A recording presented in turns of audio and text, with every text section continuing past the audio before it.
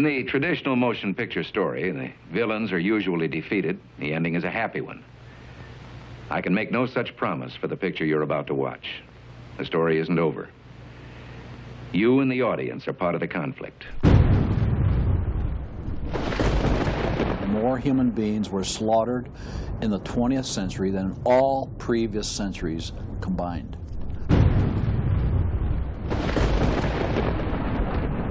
We're talking a congressional record, 135 million dead. Their entire purpose was to detach our culture from any moral anchors whatsoever.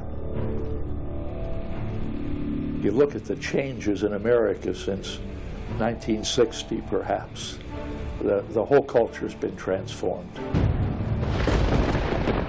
They're coming out of the belief that the village should raise the child. The village means the government. They have deliberately destroyed the American family, understanding that's the foundational block that builds a society. We've come from Norman Rockwell's America to Hugh Hefner's America. If we lose the Judeo-Christian framework, we're lost forever. The left wants you to think that the cultural changes that have taken place in America since the 1960s have done nothing but progress us forward toward a brave new world. They look at what holds society together, they understand it, but they don't want that. They want change, and they will subvert and rot every good and decent thing we believe in, because they have a vision for a new society, and that must mean the replacement of the old society. This film will show that the brave new world they seek is nothing more than the failed policies and ideologies of the communism that enslaved over a third of the world's population during the 20th century. It will show that most people on the left aren't communist, just the useful idiots Lenin spoke of, being used to promote a socialist agenda, which is the first and necessary step toward communism. They basically try to say that the state itself is ultimate, that there's nothing, no law higher than the state, and if there's no law higher than the state, there's no appeal against it. History has proven beyond any doubt that the free enterprise that freedom produces provides more for anyone willing to work than any other system. So why would the left still be pushing their socialist agenda on us? I mean, it's really just microwave communism. There's only two possibilities. They're either ignorant or they're evil. From my investigation over the last 2 years into what has caused America's drastic decline, I'm sorry to say the left won't be able to use the ignorant card. They've left too much evidence of their agenda in their books, articles, and speeches. No, America has an enemy that is getting very close to accomplishing its plan of destroying the greatest country in all world history. Once people figure it out, they're going to do what people everywhere do. They're going to start protesting, and they're going to start revolting. And when that happens, that's when the powers that be feel threatened, and they use the power that they have.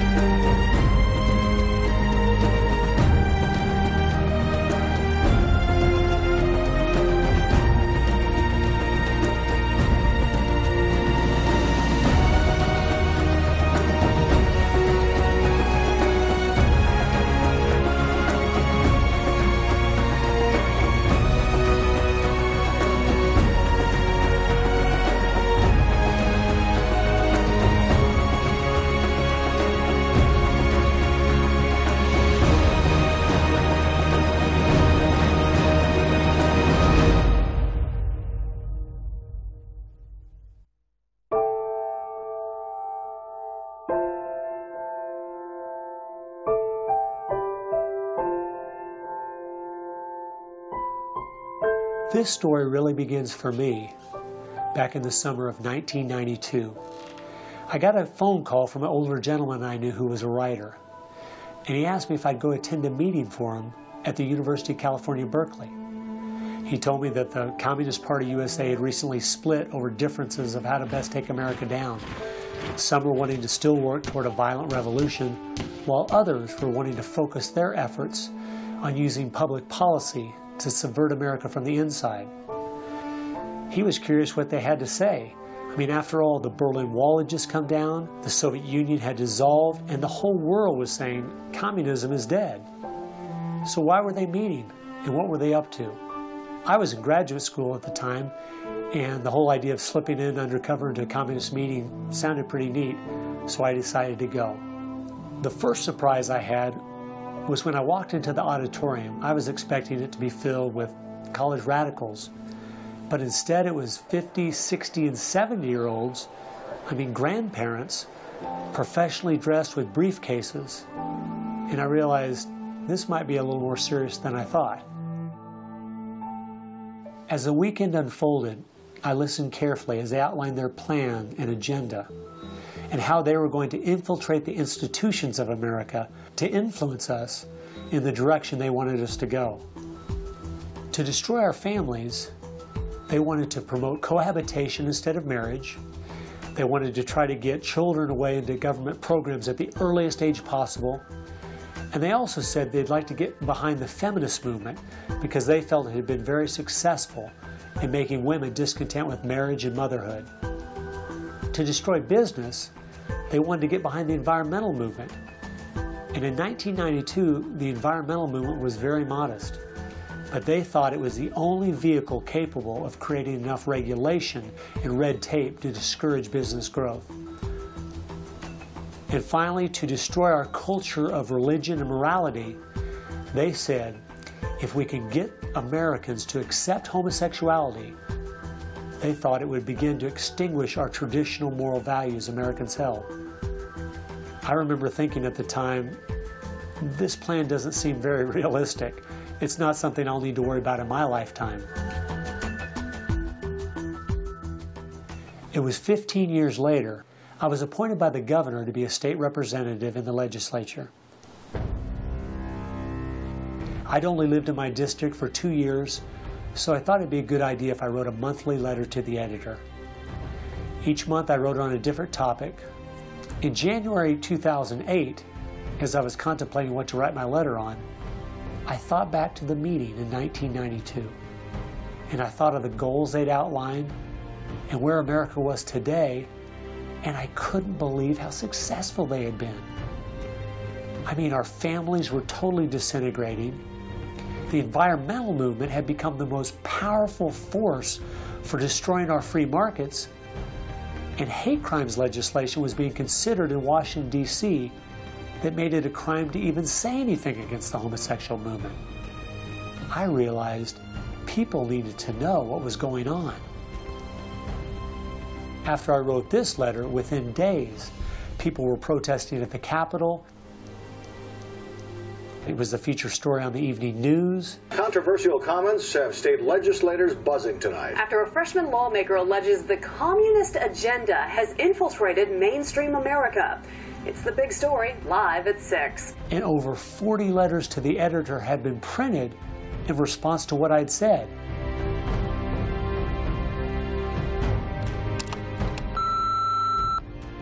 Hey, I just wanted to give you support on your newspaper article. Don't let them grind you down. Fight. I realized then I'd hit on something. One of the letters written in my defense stated that a book from 1958 had outlined a similar agenda. And this got my attention. The book was The Naked Communist by Cleon Skousen, who had been a former FBI agent. And inside the book, it documented 45 current communist goals from 1958. And as I slowly read through the list, seeing how specific their agenda had been to subvert us on the inside, I couldn't believe it.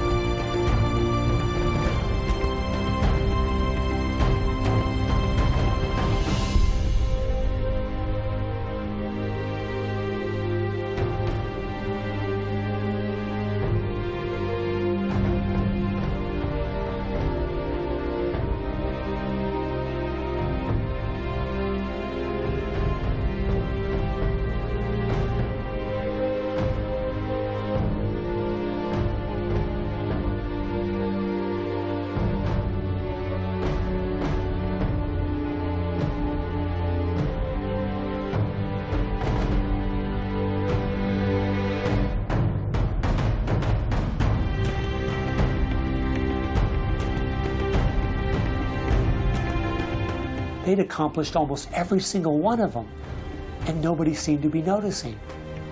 For at least the last 50 years, they'd been working actively behind the scenes, in the shadows, trying to move our people and our culture in a direction that was designed to destroy us.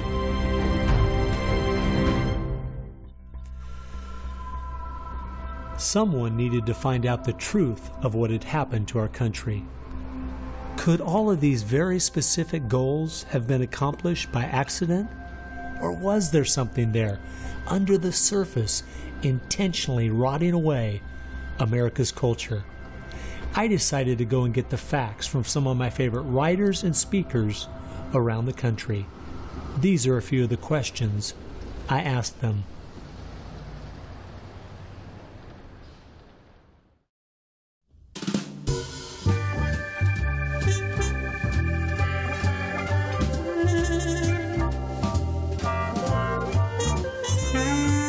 The common myth is that communism is dead, but there are more Communist Party members in the world today than there ever have been. One of the things the communists are doing worldwide is not using that name. And so what we have is people with some of the same ideas masquerading in the United States under a variety of names. They're even trying to get away from the word liberal to describe them, and they're trying to call themselves progressives. If you go to the American Communist Party website, all of the programs and policies they support are progressive. So progressives are anything from a hardcore liberal to a communist to a socialist. They all call themselves progressives, and they all have broadly the same values and work together. J. Edgar Hoover is called the masters of deceit. And a good magician waves one hand in the air while he's doing his dirty work with the other hand. And while everybody's saying communism has died, they moved through much of Africa. Communism is resurgent in South Africa. Into South and Central America. Right now, 6 countries in Latin America are now communistic. We have communist China. We have Cuba, North Korea. We have Vietnam. It still dominates behind the scene in Russia. It's still very strong in Eastern Europe. It is strong in the EU. It is strong in virtually every country in the world. Whittaker Chambers said, communism succeeds because most people that promote communist causes are not communist. The useful idiots, that Lenin called them, it gives it an air of legitimacy it would never have if it was identified with communists and communism. So why has it been so easy for them to get people on the left who aren't communists to push forward their agenda? Once I looked at the political scale, it all started to make sense. On the far left, you have 100% government, and on the far right, zero government. Anarchy is no government and doesn't make sense at all. On the far left, you have socialism, communism, and Nazism, all systems that have a socialist form of government with only slight variances between them. Traditionally, Republicans were slightly to the right of center, and Democrats were slightly to the left. In recent years, though, through the radical influence of the media, Hollywood, and the multitude of Marxist professors in our universities, both parties have slid to the left, with the Democrats going so far they have openly joined hand in hand with the radicals. That's why they all work together. All the groups on the left now have the same goal, a socialist America. I thought we were over communism. I thought, okay, we won that battle. The Berlin Wall came down. Ronald Reagan won the day. We've got to look and see how he fought this, because we're fighting it again on American soil. Not hostilely attacking us like we feared in the Cold War. It is from within. And it has no opposition, none. And that's the frightening thing. I think it's pretty clear to see communism isn't dead. They now disguise it by calling it different names, but the ideas behind it are alive and well. Almost 1.5 billion people still live in openly communistic countries. But unfortunately, most of us in America who are under the age of 50 have no idea what communism means to the people who live under it. So my next question was, what's so bad about communism? Communism is so evil. It's a completely tyrannical system. The whole history of communism is one of mass murder. Tens of millions of people brutally murdered by the communists. The mass murder of more people in times of peace in all the wars of history combined. Each of those countries where they have taken control, millions have been murdered. When you're asking for what is the legacy of Marxism, it is the greatest killing machine in all of human history. We're talking a congressional record, 135 million dead due to communism. I think the real number is probably, when you add in abortions, over 500 million. The rulers lived rather well, and at the same time you had all kinds of people who were enslaved, put in prison, oppressed, so you had really the opposite of what they claimed was going to be the result of their revolutionary activities. You would think that if the 20th century was the most murderous of centuries, everyone would say, let's find out why. And the truth is, you can't even ask the question. It is verboten to ask the question because the ideas that brought about that mass murder are still being taught in our public schools today. I think one of the reasons this has happened is because there's so much confusion surrounding the word communism. Technically speaking, communism is simply the final phase and goal of socialism. And socialism is best described by two words: big government. Government controls almost everything, and they use this power to take things by force from one person and give it to another. The liberals in America sincerely believe that this isn't evil at all. It is what will finally make things fair and just. There's only one problem that pulls some of us away from this wonderful utopian vision: history. From history we see that whether it was Hitler's National Socialism or Stalin's Soviet Socialism, socialism by whatever name and in all its forms is the ultimate evil. Sooner or later, it destroys everything in its path: law, morality, family, prosperity, productivity, education, incentive, and finally life itself. The problem with socialism is that it creates the conditions for a Stalin or a Hitler to come to power.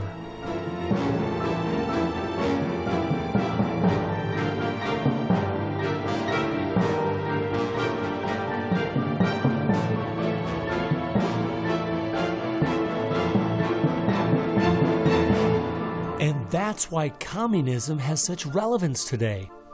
It's the final destination on the road we're traveling.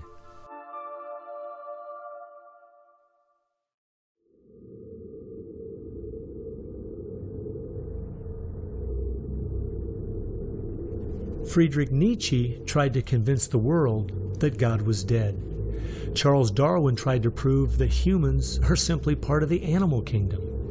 And Karl Marx realized that the philosophies of Nietzsche and Darwin would legitimize his own philosophy of communism. He knew their ideas would justify the brutality and slaughter that would be necessary to implement communism worldwide.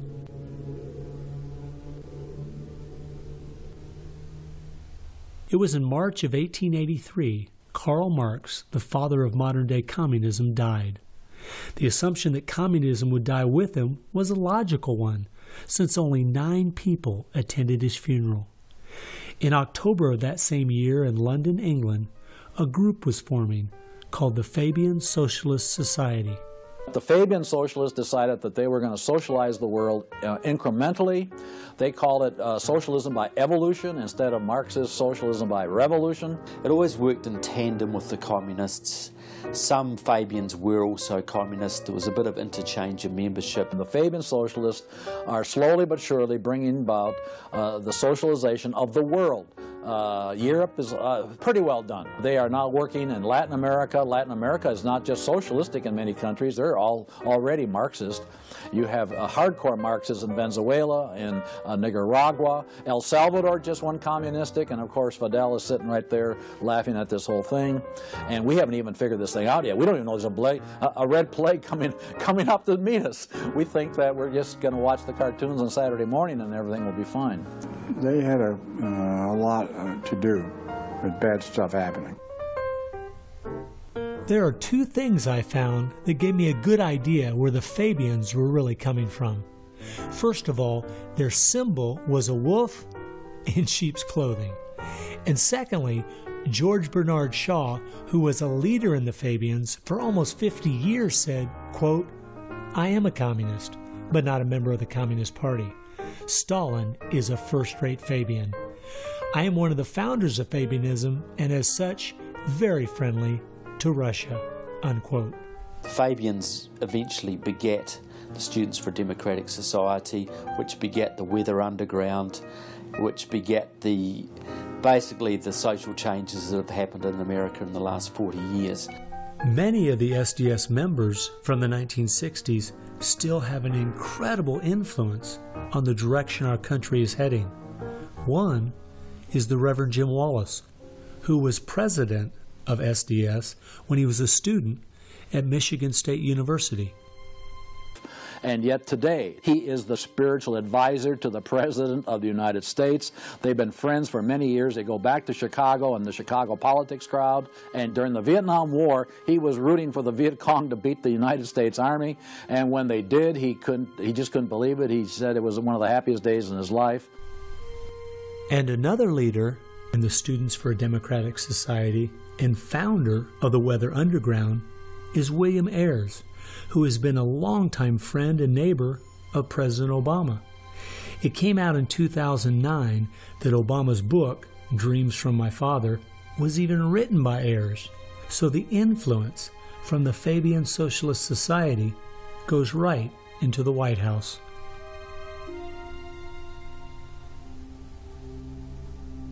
The next group I found that has seriously impacted America's culture is the Frankfurt School. The Frankfurt School was a sort of an outpost in America of European socialism. Willy Munzenberg, with a few other Bolsheviks, founded the Frankfurt School. The two leading members are Herbert Marcuse and Franz Neumann.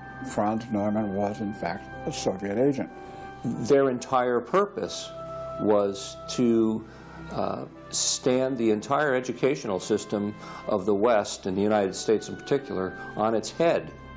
Bertrand Russell, who worked with the Frankfurt School, said, "By using psychological techniques to teach the children, we will be able to produce, quote, an unshakable conviction that snow is black," unquote. They established a school here. With the help of John Dewey. He helps bring these German intellectuals to America in 1933, drop them down at Princeton, Berkeley, Brandeis, to go after education and media. Included in those goals were the teaching of homosexuality and sexuality to children, the promotion of excessive drinking, and destruction of religion in the United States. That was a big one. And they basically started the social rot. Willy Munzenberg said, "We are going to make the West so corrupt it stinks."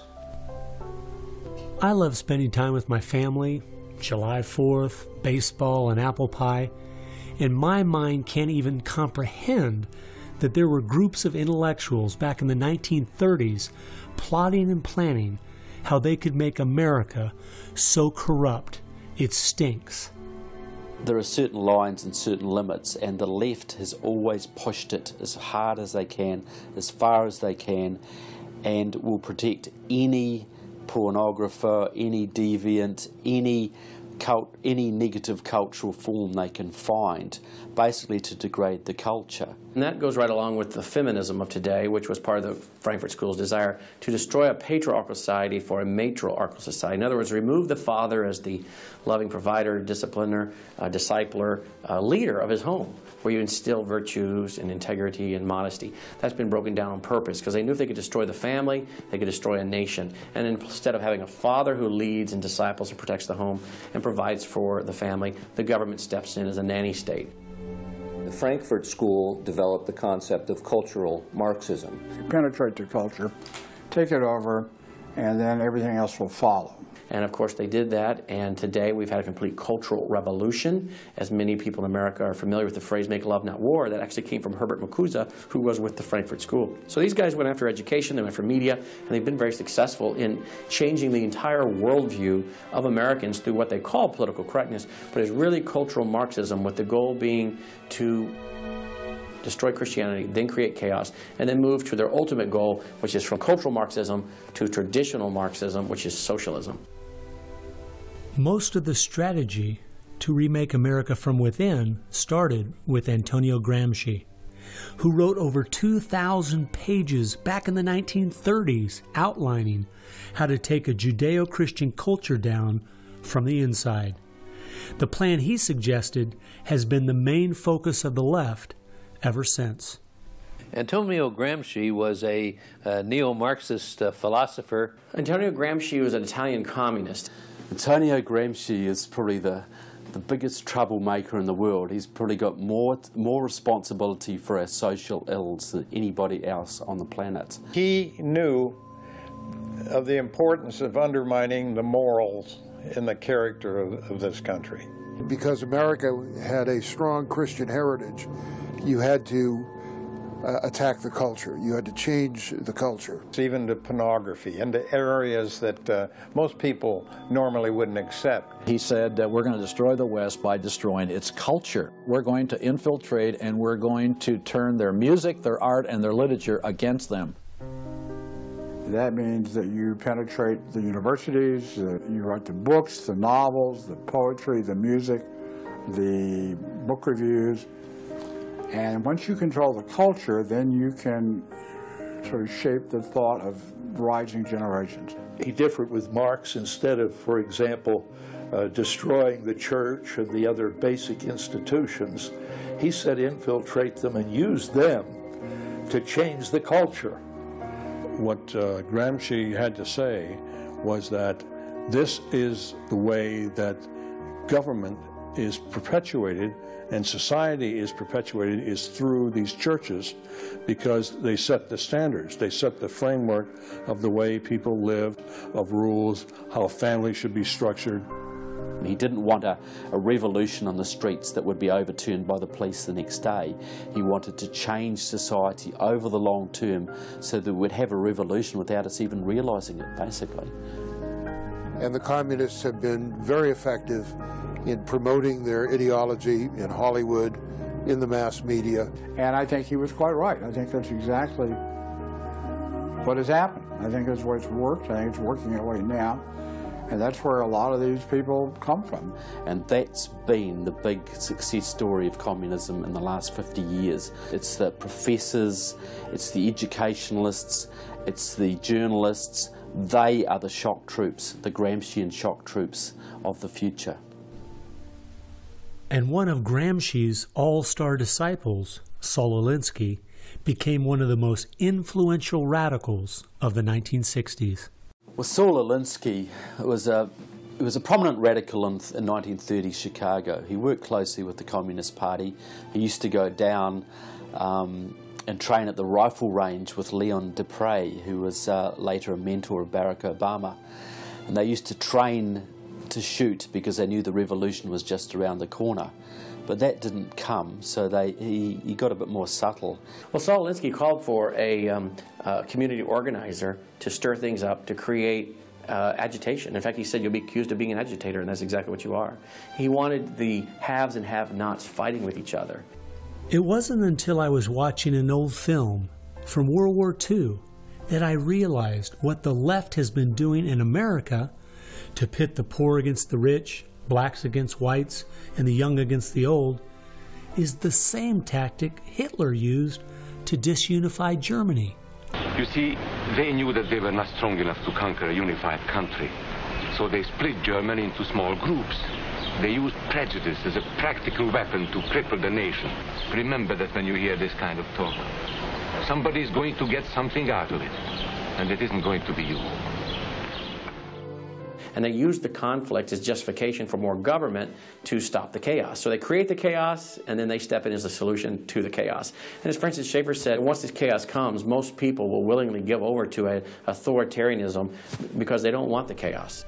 His book was kind of the field manual, if you will, for these activist organizations. Which President Obama studied and taught at a workshop for 4 years in Chicago as a community organizer for ACORN. As I was reading through Rules for Radicals to see where he was coming from, I just happened to take a look at the dedication in the front of the book. And this is what I saw. Quote, "Lest we forget at least an over-the-shoulder acknowledgement to the very first radical, the first radical known to man who rebelled against the establishment and did it so effectively that he at least won his own kingdom, Lucifer," unquote. Saul Alinsky from Antonio Gramsci has had an incredible amount of influence on our president and on our society, and he dedicates his book openly to Lucifer, Satan. I think that says more about where their ideas and plans are based than anything else. You asked what Saul Alinsky's impact is on the leftist movement today, and it basically defines it. It defines it. Saul Alinsky took the best of Gramsci and the best of the Fabian socialist ideas, combined, repackaged, and sold them to the 60s radicals. After studying Alinsky, Richard Cloward and his wife, Frances Fox Piven, came up with what is today known as the Cloward-Piven strategy. Now, their idea was basically that to destroy society or destroy capitalism per se, they needed to overload the system. The idea was to get everybody you possibly could on welfare, to get everybody you possibly could basically milking the system in some way or another. It was called the crisis strategy, and it became very well known by activists and radicals in the 60s. They published an article in the May 1966 issue of Nation magazine called The Weight of the Poor, in which they outlined their strategy. Rathke read that article, and Rathke ended up starting what we now know today as ACORN. And of course, Cloward and Piven had been studying Saul Alinsky. So Antonio Gramsci gives us Saul Alinsky. Saul Alinsky gives us the Cloward-Piven strategy, this husband and wife that said, hey, let's collapse the American economy by implementing so many entitlements, so much of a welfare state at collapse. Rathke studied the Cloward-Piven strategy. He starts ACORN. And of course, ACORN gave us Obama. And to show what a small world it is, Wade Rathke, who started ACORN, was the draft resistance organizer for SDS, the group the Fabians started. They've used that strategy ever since to expand voting rolls, to expand welfare rolls wherever they can, basically just to overload the system, to increase the tax burden on the middle class, and basically bring capitalism one step closer to destruction. I guess we shouldn't be surprised that we still have open borders, that so many people are dependent on the government, and that the left keeps pushing these programs when all they've done is tear apart the black families in America and create generational cycles of poverty. The last group that has worked alongside the Fabians and the Frankfurt School using Gramsci's approach is the Communist Party USA. Probably the most important book on this subject is called Towards Soviet America by William Z. Foster. William Z. Foster was the head of the Communist Party himself. He ran for the President of the United States in 1932, but in the book, Towards Soviet America, he literally lays out chapter by chapter by chapter what is entailed to bring about a USSA, not just a USSR. Two of the movements they started in America have played a significant role in tearing apart our families, in breaking down our morality. Betty Friedan is credited with really starting the feminist movement in this country. The purpose really was to attack full-time homemakers, to get them out of the home, to make them think they live dreary lives, to make women feel they are victims. It's the science of victimology. And that is so unfortunate, because the American woman is the most fortunate class of people who ever lived on the face of the earth. And to try to tell them that they are victims of an oppressive, unjust patriarchy is just a grievous lie. But unfortunately, they are teaching young women that and have been doing it for many years. While Betty Friedan was pushing her book, Feminine Mystique, she implied that she was coming from the point of being a frustrated housewife herself and just wanted to be a help to other women. But later, in the 1990s, it came out she was in fact a radical propagandist for the Communist Party and a staunch supporter of Stalin. So when she had described the American family as, quote, a comfortable concentration camp, unquote, it wasn't because of her experience at home, it was because she was just doing her part to dismantle our families. I'm a student of communism, and the communists set up various groups and various societies. Their society that they set up to promote homosexuality in this country was called the Mattachine Society. And it was founded by Henry Hay, a leading member of the Communist Party. So since I was studying communism and teaching on the issue of communism, you just follow leads, and all of a sudden you realize, what is this Mattachine? I've never heard of this Mattachine Society. Well, it was Henry Hay's organization set up to infiltrate the culture of the United States to make homosexuality normal. It's always been a movement dominated by the left. It's all these so-called isms. You'll find there's a communist or a socialist behind every one of them, and you'll always see their targets. It's basically the traditional family unit. The war is still against the family. If you go back to the Communist Manifesto and read Karl Marx carefully, the war is against what they called the bourgeois family, which was really the biblical family, father, mother, and child. They want to plow through marriage. They want to change the very definition and meaning of marriage, because their open door to engineering society in this utopian way is blocked by the very values of our Christian civilization that's taught through marriage. And so the left just has got to destroy the family, because if there's any one thing that will prevent the left from carrying out its agenda, it's healthy and strong nuclear families. And so from the Fabian Socialist Society to the Frankfurt School to Antonio Gramsci and the Communist Party USA, from these four you will find connections to almost every left-leaning person and organization in America. Their influence has been incredible.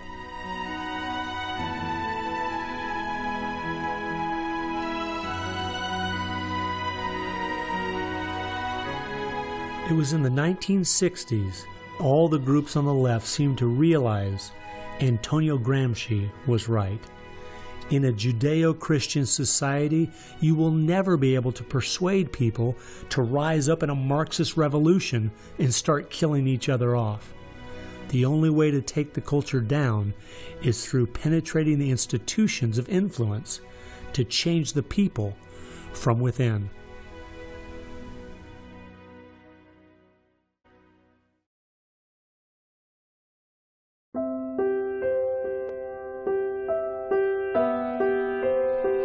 I guess the biggest surprise I had while studying these four groups was seeing that a large part of their agenda was trying to make us an immoral people.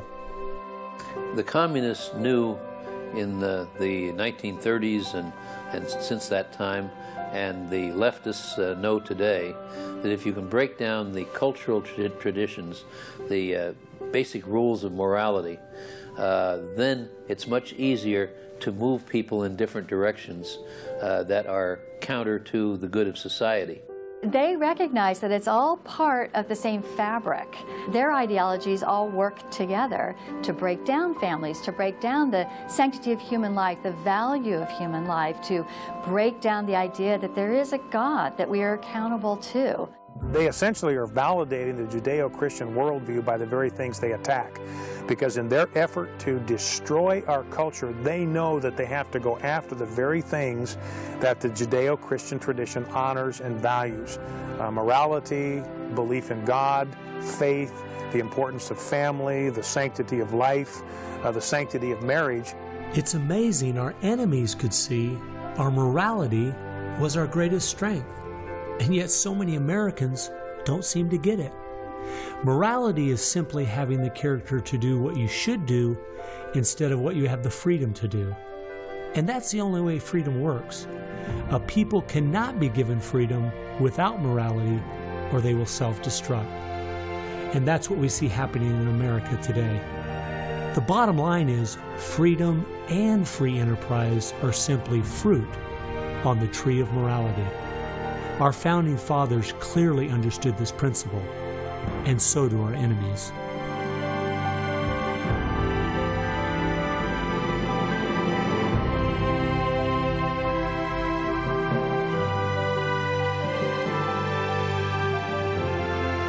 There is an important fact we need to face. If we had Ronald Reagan as president, low taxes, and a strong national defense, the ship certainly wouldn't be sinking as fast as it is now, but it would still be sinking. A booming economy doesn't take care of the major problems we face. 50% of all marriages end in divorce. 40% of all children born out of wedlock. Over 3,000 women a day aborting their babies. 19 million new cases each year of sexually transmitted diseases. Schools that teach the children everything is relative. There is no right or wrong.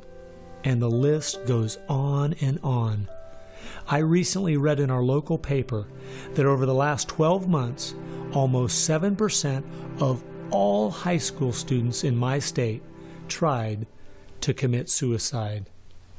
Our society is falling apart, whether we want to admit it or not.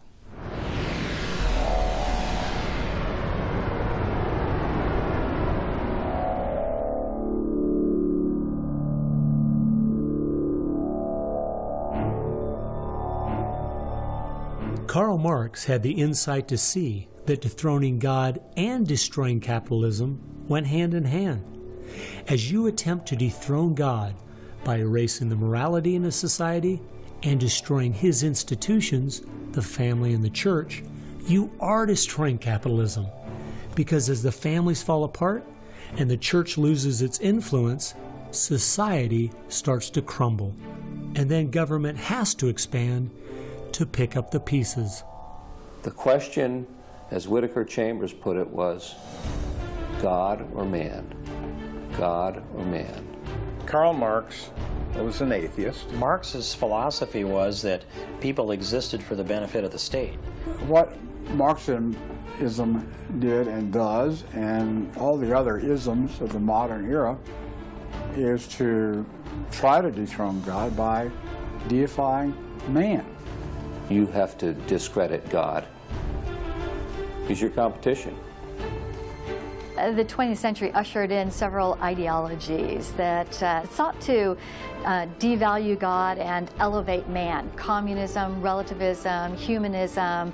They all deny that there's a God, and they claim that by doing so they're really elevating man. But if you look at how each of those philosophies end up working out in real life, there are always some classes of human beings that don't deserve the same value or rights as anyone else. To turn it around, to believe in freedom, the way we have been raised, you have to believe that there's something precious about every human person. And of course, that's from the Bible. Imago Dei, we are all created in the image of God. Therefore, every human being is entitled to respect and dignity and freedom, and that is distinctive to biblical religion. You don't find it anywhere else. Almost all the ideas that have made America such a unique and great country our founding fathers got straight out of the Bible. I guess that's why the left only has a problem with one religion, biblical Christianity. They never complain about separation of church and state when it comes to Islam, Buddhism, Hinduism, or any of the other religions. In fact, a couple years ago, the Dalai Lama came to my town, and during the school day, at taxpayers' expense, thousands of our local school children were bussed in to hear him talk. I wonder if they would ever do that for someone like Billy Graham. No. They must destroy the Bible's influence in America so they can step in with big government in its place. It's an age-old question. Are we going to believe in God, or are we going to play God ourselves? Essentially, for the left, the choice that they see very clearly is people are going to depend upon God or they are going to depend upon government. They want people to depend upon government, so they have to destroy faith in God. At its core, it's a rebellion against God and God's laws. And that's what the battle is about. That's what the assault is on. That's why Christianity is a target. And that's why we saw the gulags in the Soviet Union. We saw the concentration camps in Nazi Germany. And all the ideologies that elevate man end up devaluing certain human beings. Dictators of the left, Hitler, Stalin, Mao, Castro, and all the others, always have come to power by acting like they're going to change things to make it better for the people. Yet history has shown us the devastating results that have happened every single time. There is no example in history of big government that didn't abuse its power over the people. But people who have believed in the God of the Bible and that our rights are a gift from Him to everyone have always stood up for the preciousness of every human life. You look at those who have fought for true human rights throughout the ages, and it's those that do have a strong faith in God, those who fought against slavery, and those now today who are fighting for the sanctity of human life. Like the Declaration says, we hold these truths to be self-evident, all men are created equal. Aristotle didn't believe that. He said, no, some people are born to be slaves, and some other people are born to rule over them. And the reason that you and I know different, and it's not because we're smarter than Aristotle, he was a smart man. But we have something he didn't have. We have the Bible. And so, therefore, that's where we get these ideas. And from pagan antiquity or neo-paganism or all the modernisms, you get the opposite. After studying this topic for the last 2 years and reading literally hundreds of their books and articles and speeches, I've come to the conclusion, whether the left knows it or not, their plans and goals can all be summed up very simply. They are at war with God. A people that are moral and believe their rights come from God would not only never want what they're selling, but would also never need it. And they know that.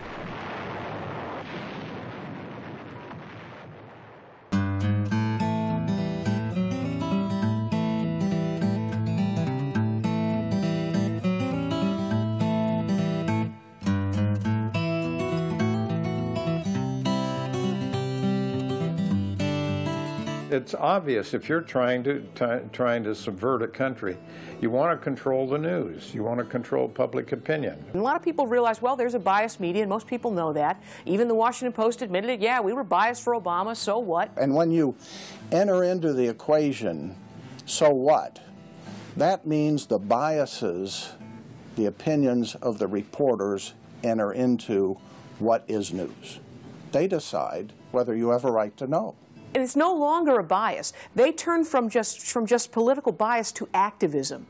They go to the places that influence, or I should say, where they can have leverage.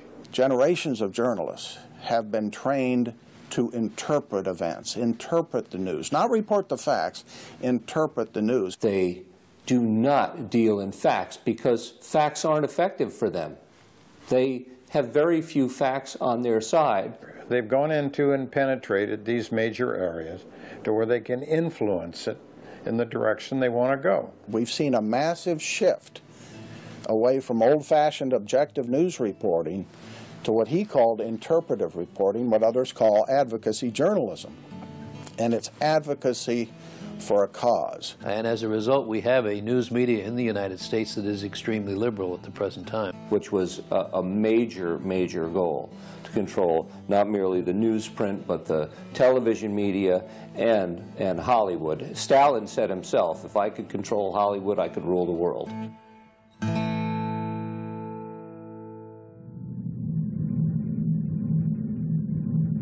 Children are always the first targets of anybody trying to bring down a system.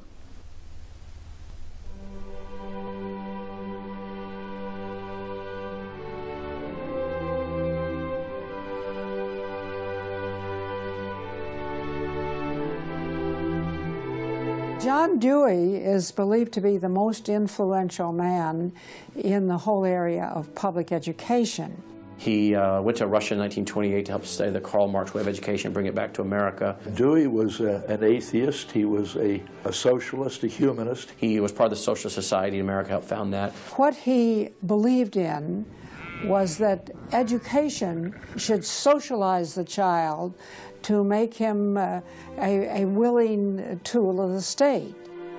It might be surprising to some that the man who is still idolized as the father of public education in America is the very man who did everything in his power to dumb down our children so that they would willingly accept his vision of a socialist America.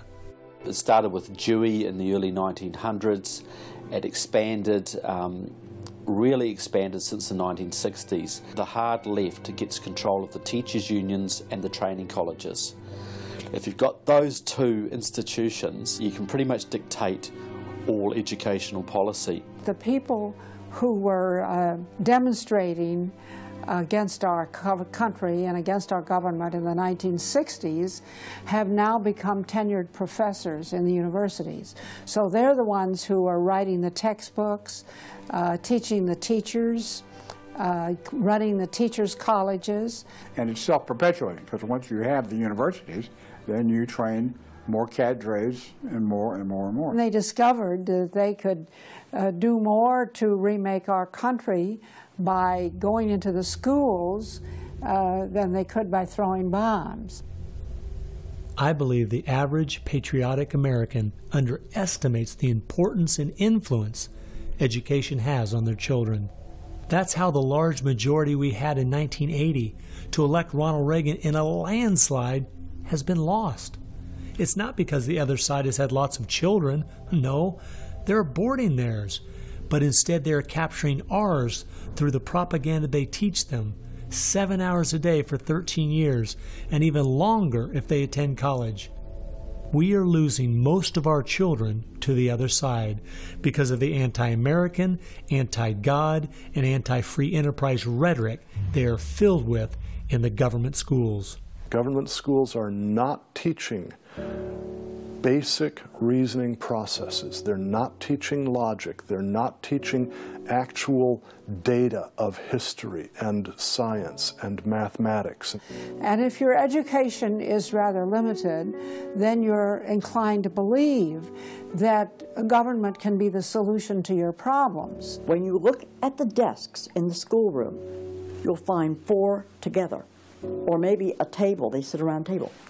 Independent desks are very rare in most classrooms because they don't want to promote the self-sufficiency independent mindset. You go back to William Z. Foster in his book, Towards Soviet America, you will see how he has a whole chapter there on how we have to supplant education in this country and ultimately force every student to attend public school. That's the other thing. I hope the homeschoolers catch on to this. The homeschoolers and the Christian day school movement are going to have some very rough times ahead of them because the public school crowd cannot afford to have any competition, and they're being given plenty of competition by the homeschoolers right now. You see the effects of that lowered educational standards. There's no more studying of the classics or studying of the civics or, you know, how the US Constitution was formed. It's all progressive education.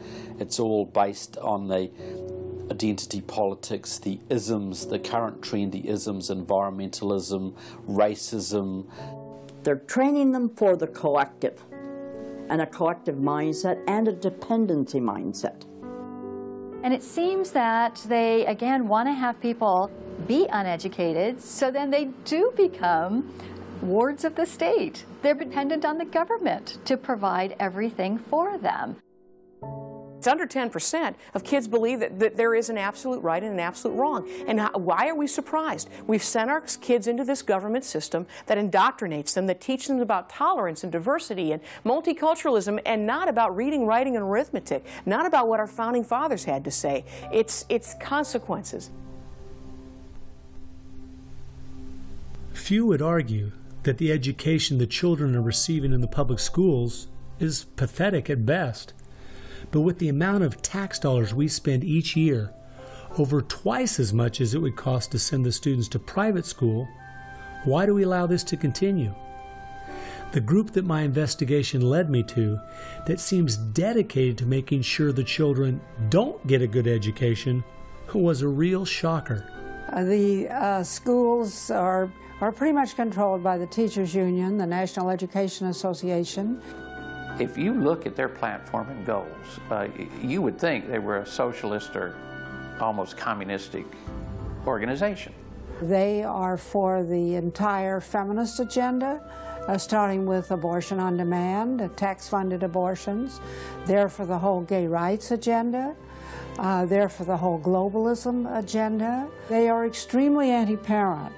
It is an effort to get the children to abandon the values of their parents. National Education Association has no patience, tolerance, or use for traditional teachers. They're looking for people who want to be agents of change. They want to throw out all the lessons of history.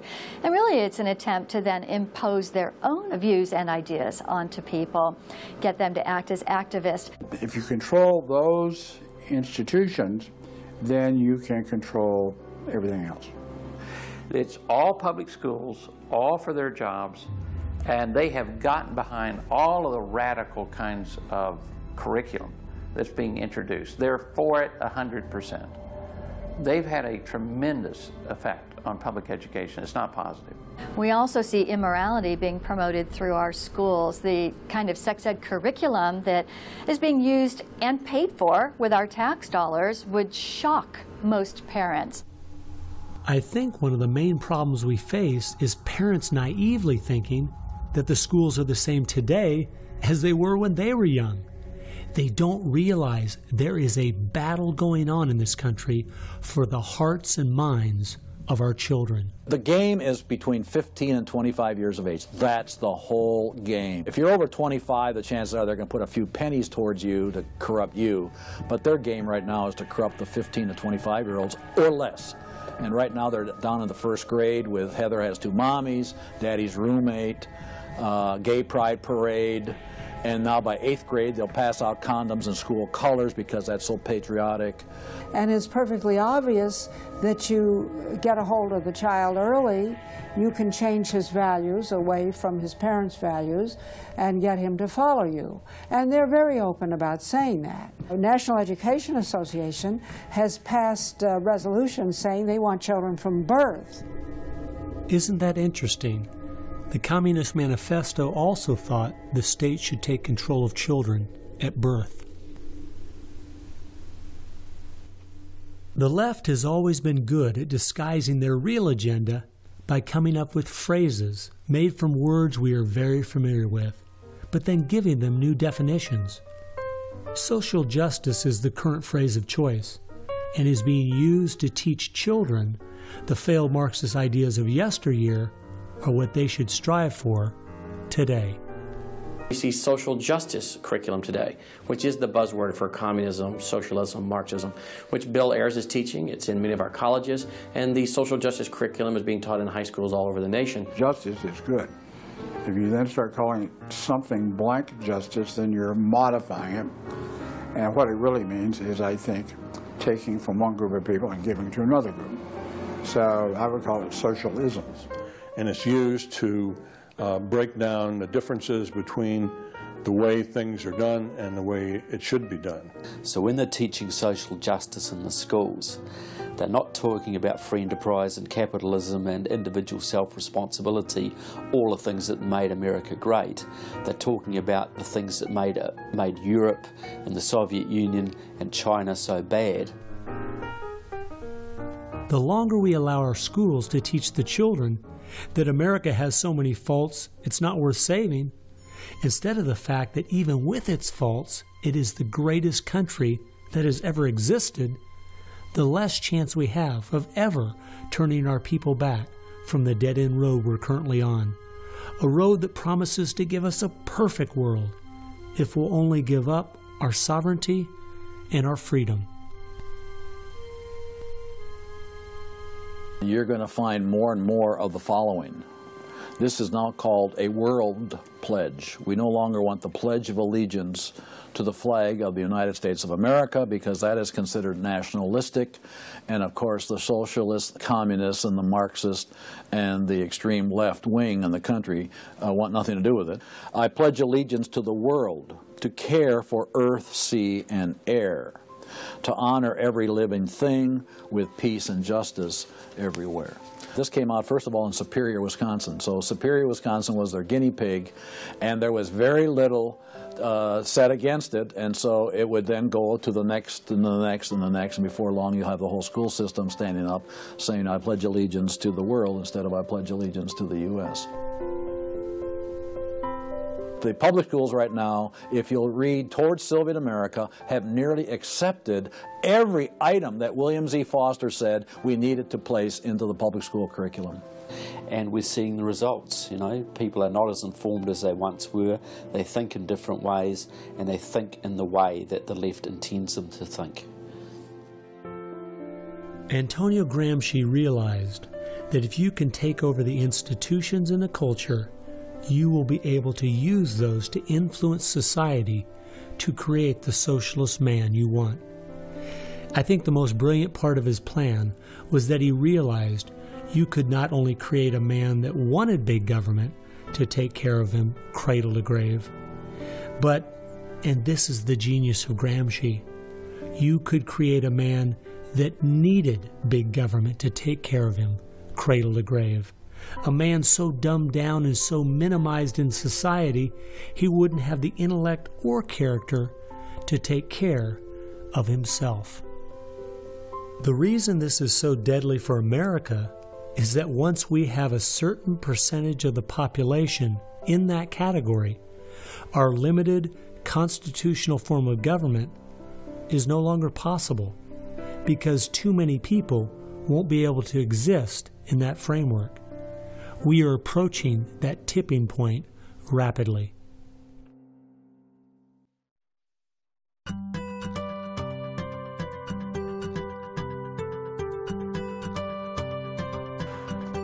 If you can persuade people that government should be in control of the distribution and use of energy, you can persuade them, or rather, you have persuaded them of the necessary and sufficient condition for government control of the most intimate aspects of our lives. One of the main thrusts of socialism these days is obviously through the environmental movement. You know, one hates to pick on Al Gore too quickly and easily, but I read the whole of his book, Earth in the Balance, Ecology and the Human Spirit, back in 1992 when it was first published. And if you know anything about the history of political philosophy, you You read the last chapter in that called A Global Marshall Plan, and you understand that there is no way to implement what Al Gore was calling for in 1992 in that book, except by means of totalitarian world government. Patrick Moore, who was a co-founder of Greenpeace, and he was a very dedicated environmentalist, quit Greenpeace when he realized that it had been captured by radical leftists who were intent on using the environmental movement as a vehicle to destroy capitalism. How many factories work when there's a power outage? None.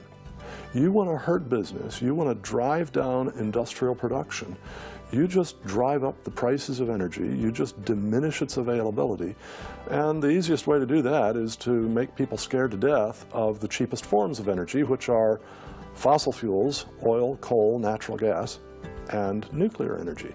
They had already made people afraid of nuclear because of irrational fears, but then they had to figure out a way to make them afraid of fossil fuels. Well, the way to do that was to say they're going to cause catastrophic global warming.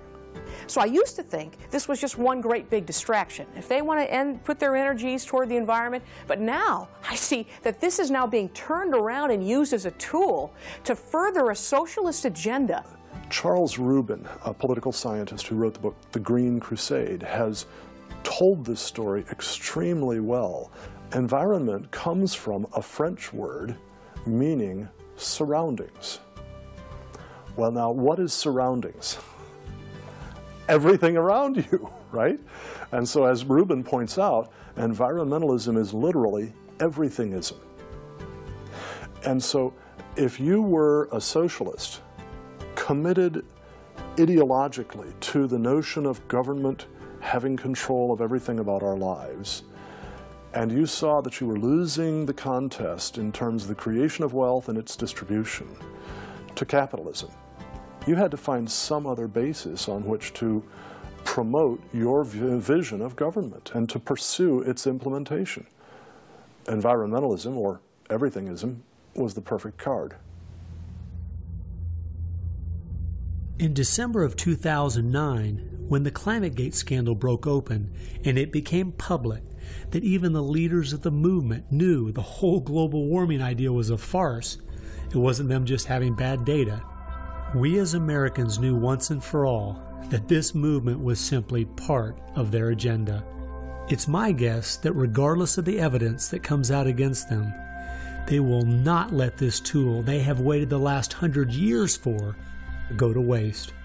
A tool that gives them the absolute power and control they want, but allows them to get it under the guise of saving the planet.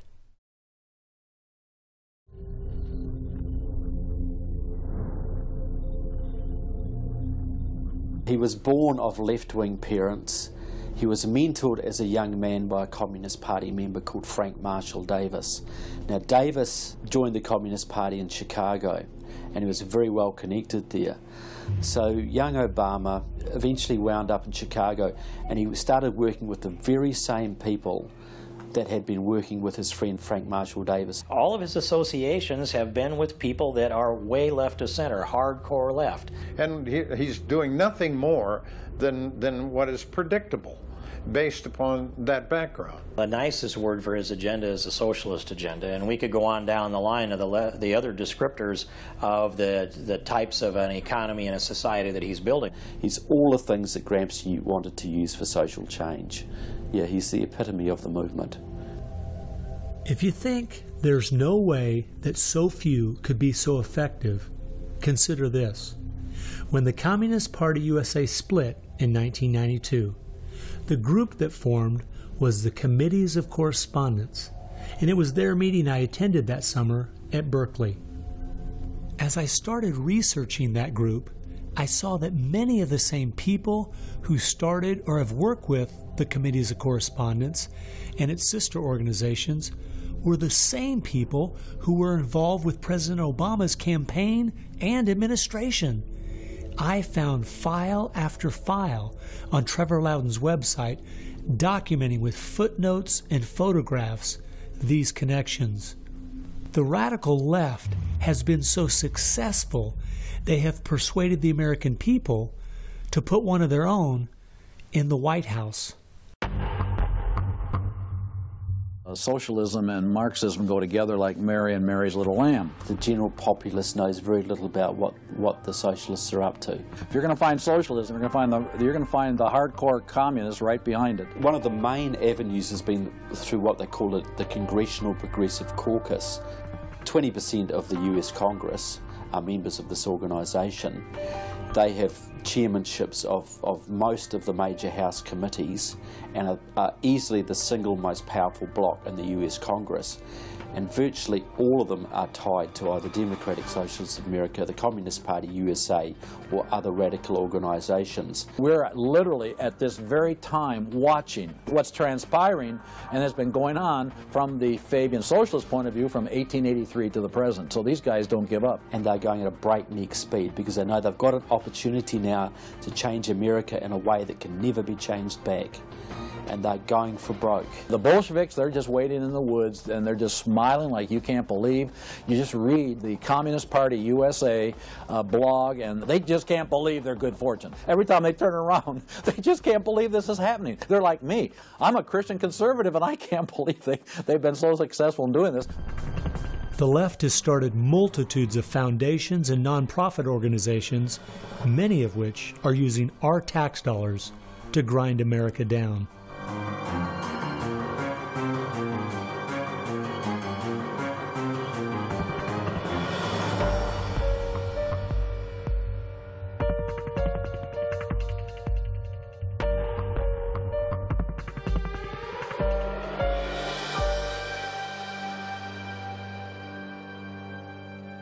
They use all kinds of patriotic words to masquerade an extreme leftist orientation, which, if anything, would enslave the people in the same kinds of things with the same kind of ultimate results as communism had. The communists will let the socialists go so far, and then ultimately the communists really turn on their fellow socialists and they wipe them out too.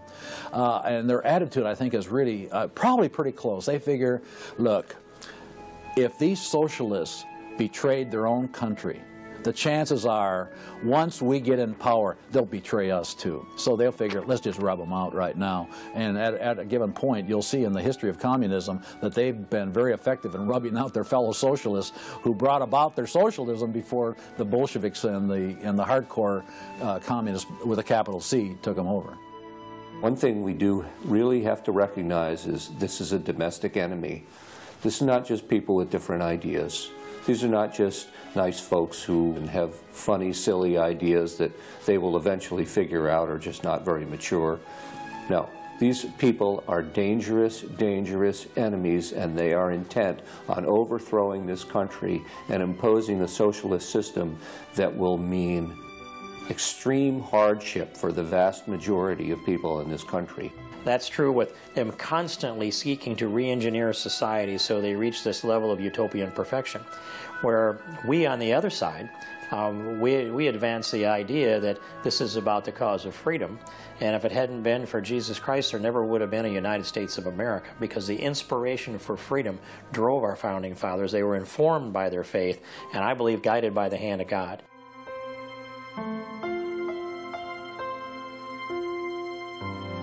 No. No. Perhaps treacherously close. It is never over until it's over. When the fat lady sings, isn't that the slogan? And when the fat lady sings, it's over. Now, she might be clearing her throat.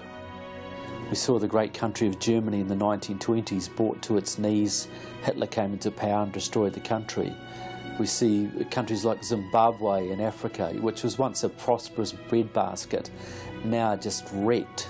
Argentina was destroyed by the socialist Peron in the 50s. It was one of the richest countries in the world. So, no, we're not at the point of no return, but it's getting pretty late in the day. There's no time to be casual, that's for sure. We've spent too many years thinking because we have Republicans in office or the stock market is doing well, that everything's okay. This is why the left has gained so much ground. It doesn't matter who's been in office. They've just continued pushing forward with their agenda. Well, I believe this is our last chance to push back.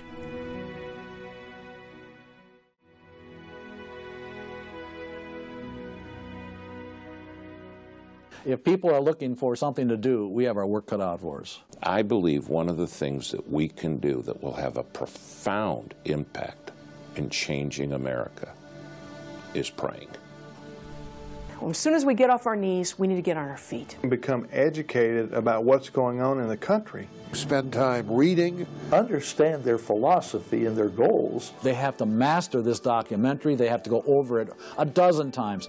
It might be having a monthly movie night with family and friends, watching one of the many great documentaries out there about what is going on in our country. One of the things that I think people in the United States who believe in our country, believe in our values, can do, quite frankly, is stand up for those values, to make their views known. And there's times that you got to speak up, and you've got to call things what they are. We need to be willing to be criticized and to not be silent because of the criticism. It was Martin Luther who said, if we're faithful on all battlefronts besides, precisely where the battle's the hottest, then we're traitors to the cause. I like the quote by Abraham Lincoln, who said that silence makes cowards out of the best of men. And we got a lot of people that need to be speaking up right now. We have an obligation to speak the truth about the policies that are taking us 180 degrees from God's will. Expand within your church. Expand within the people you have contact. Bring them up to speed and knowledge on what's going on. We need to organize those around us. By simply mobilizing the unique groups of people we are in contact with and being their source of information, we can have an extraordinary effect. Lenin said that the organized minority will beat the disorganized majority every time. Why should we be buying products from companies that are going to fund organizations that attack our values? They need to be really smart in using the mass media. They might want to blog. Using the power of YouTube and that sort of thing to educate as many people as possible. A good YouTube video can reach millions of people. And if Susan Boyle can do it, why can't we? If you do the right kinds of things on YouTube that are creative and do them frequently, you can drive a message through society, influencing millions at almost no cost. We need to be the people who graciously but consistently make contact. And express to those folks we elected what we want them to do, and what we believe in, what we think is right. And if they don't follow those things, then we need to make efforts to get them out and get other people in that will. Pick the good ones and stick to them. Don't waste your time on people who won't stand up for their country. All the others are making contact. The people who really want to honor America need to make contact. We also need to be influencing our own families. We've got to teach our own children and grandchildren the difference between truth and error, why they believe the things they do, and the true source of America's greatness. If what we're talking about is true, the most important thing we can do is protect our young, because that is where all of this is leading. They need to get that younger generation under their belt. And more parents are going to have to say, they're just going to have to sacrifice and take responsibility for their kids' education, because that's really where it starts, to impart that belief. The Southern Baptists, we're seeing that 85% of their kids, after they get out of their home, are essentially rejecting their faith, rejecting what they were taught. And of course, I think the reason for that is because their parents didn't have a lot of influence over them. I believe the public schools are the greatest cultural influence in this country. You homeschool your kids or get them in a Christian day school. If there is any way at all, homeschool your children. Homeschoolers out-test everybody. Our children need to be taught from Scripture a properly biblical worldview. That requires time. It requires effort. It requires purpose. Our minds should be the sharpest minds in the world. We need to work within our family to educate our children on what kind of country they live in and build their faith, and then get involved. The left has been working for decades to push us away from God and His laws, and we need to be willing to sacrifice whatever it takes to turn our country back to Him. Throughout our history as Americans, though, there has always been a great price to be paid for preserving, protecting, and defending this great land. The people who built America paid a great price. The people who went to war for our nation, boy, did they pay a price. And one of the American values was, we will pay a price for what is right.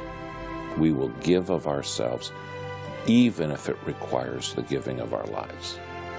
That was an American value.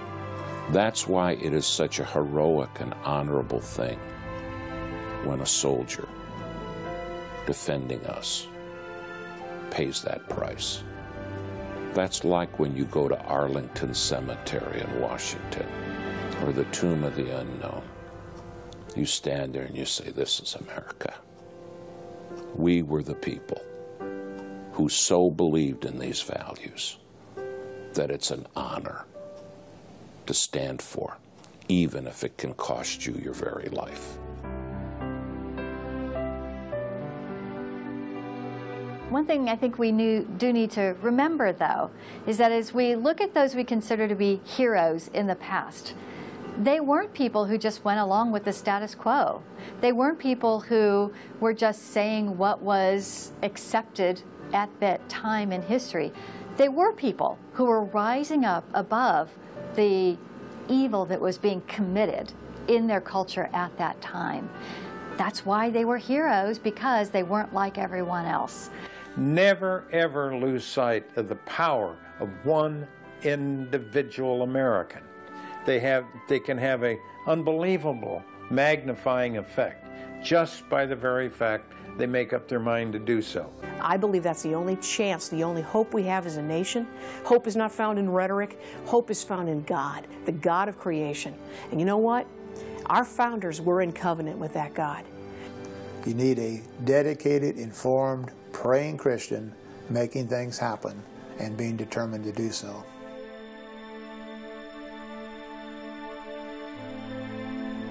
Time has only allowed me to present a fraction of what I found. The reason I called this film Agenda is because I wanted to make a clear distinction between what I was researching and all the conspiracy theories out there.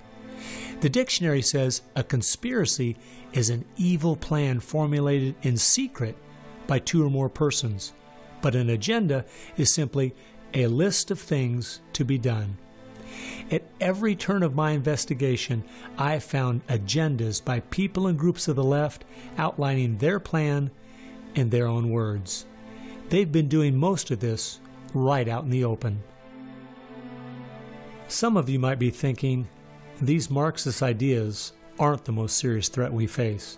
What about militant Islam, our open borders, the national debt, or even China? Well, I agree. America is facing so many serious threats right now. But the reason I believe this is the most dire is because it's destroying us on the inside. Through the political correctness and dumbing down, it's causing us to lose our ability to call evil evil and stand against it. I fear for our country. If we go along business as usual, not informed, not aware of what's going on, then the very small minority that have a plan and are great at organizing the uninformed and misguided will make sure their plan is carried out. I hope you realize it won't just be your children and grandchildren that pay the horrific price of living in the society they're trying to create. No, it will be far worse than that. Every time a civilization goes down or a country goes down militarily or economically, somebody else fills the gap. Now, if you look around the world now, it's going to be China, which is massively arming. You've got Russia, which is become increasingly belligerent. You've got the radical Islamic world, which works hand in glove with the Russians and the Chinese all the time. You've got a virtually red Latin America. You've got a neutral socialist Europe. So America hasn't got a lot of friends left in the world. Now, that's just not going to affect America. That's going to affect every single remaining country in the free world. Who's going to stand up to China if America doesn't? Who's going to stand up to the Russians? Is Europe going to do it? Australia, New Zealand, Canada? Not a chance. If America, and this is the point I think Americans need to comprehend, if America goes down economically, it will go down militarily. If America goes down militarily, we all go down. The free world is finished, and it'll be finished for a very, very long time.